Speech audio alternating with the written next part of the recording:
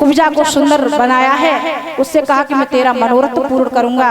आगे भगवान श्री कृष्ण गए हैं तो जहां पर धनुष रखा था कंस के महल में प्रवेश किया है और जहाँ पर धनुष रखा था भगवान ने जाकर के धनुष को उठाया, उसके 2 टुकड़े कर दिए। और जैसे ही 2 टुकड़े किए धनुष के तो रावण कंस को जब पता पड़ गया कि धनुष टूट गया, अब तो कंस घबरा गया कि अब तो मेरा पक्का काल आ गया, क्योंकि उसको ये कह दिया था भोलेनाथ ने कि जो इस धनुष को तोड़ेगा वही तेरा काल बनेगा।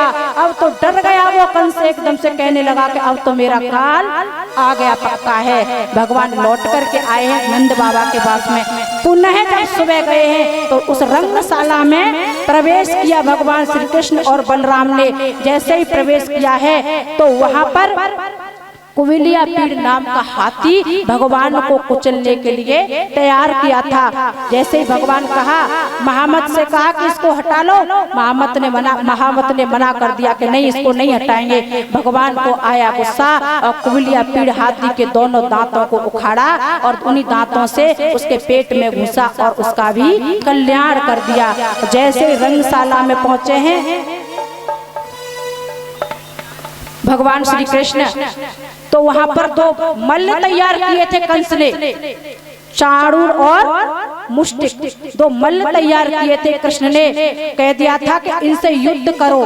तो जो मुष्टिक और जो चाणूर थे तो भगवान कृष्ण ने मुष्टिक को और बलराम ने चाणूर दोनों को ही मार दिया, उनका भी कल्याण किया। उसके बाद में सल और तोसल 2 नाम के मल्ल थे, उनको भी एक ने बलराम ने और एक को कृष्ण ने समाप्त कर दिया।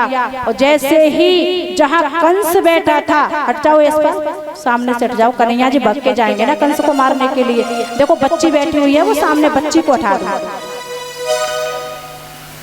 और जैसे ही भगवान श्री कृष्ण रंगशाला में जिस सिंहासन पर कंस बैठा हुआ था, भगवान श्री कृष्ण ने जाकर के एकदम से कुछ भी नहीं देखा, सल तोसल को मारते हुए एकदम से भगवान श्री कृष्ण कंस के और सिंहासन पर चढ़ गए और जाकर के कंस के केसों को पकड़ लिया। अच्छा, कंस के केसों को ही क्यों पकड़ा भगवान श्री कृष्ण ने? कंस के केसों को ही क्यों पकड़ा? भगवान श्री कृष्ण उसके कॉलर को भी तो पकड़ सकते थे, उसके और भी वस्त्र तो पकड़ सकते थे। तो वो वक्त कहते हैं और विनीत जी लिखते हैं, भगवान श्री कृष्ण ने कहा, कंस ने कहा, लाला कौन से? कि जिस समय तू मेरी माँ को अपने हाथों से विदा कर रहा था, उस समय तूने आकाशवाणी जब हुई थी तो आकाशवाणी के कहने पर तूने मेरी माँ के केस पकड़ करके रथ से नीचे गिरा लिया था, रथ से। आज कन्हैया याद दिला रहे हैं, सुन कंस, कुछ याद है मेरी माता की और क्या तूने दशा बनाई थी। कंस को याद ला रहा है कन्हैया, सुन कंस, वो दिन याद कर तू अपने।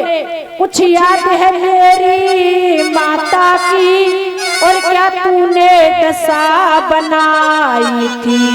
और खींचा था केस पकड़ करके और उस पर खड़ग चढ़ाई थी।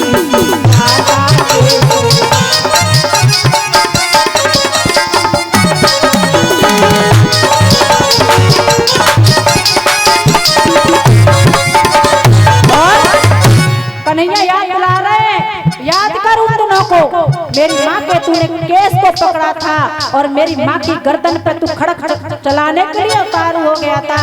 कन्हैया कह रहे, सुन, उन बालों का बदला तुझसे। कन्हैया कह रहे हैं, उन्हीं बालों का बदला ले रहा हूँ जो बाल तूने मेरी माँ के पकड़े थे, उन बालों का बदला तुझसे। अब लेता बाल देव, समझना, उन बालों का बदला तुझसे। अब लेता बाल देव का पर तब भी नमवाड़ी छाती पर अब अष्टम बाल देव का।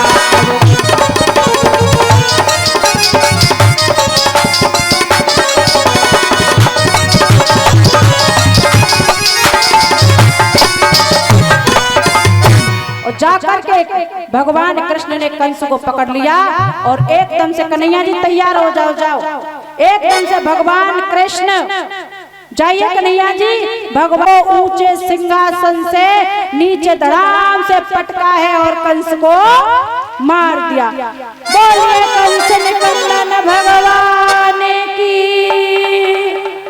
बोलिए वृंदावन बिहारी लाल की, बोलिए राधा रमण भगवान की।